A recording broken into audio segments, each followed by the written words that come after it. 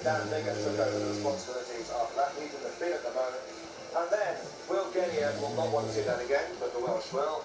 And then suddenly, when it seemed as though amazing Welsh defence had done enough, Folau goes through for his 10th try this season, equaling Lottie Takiri's record.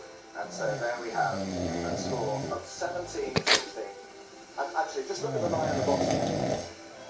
Somebody out there, look at the record. Has there ever been a half-class rugby without a single scrum? Matthew, you are redundant. There is no requirement for you ever again. It's still required in the line. No one scrum, can't believe it.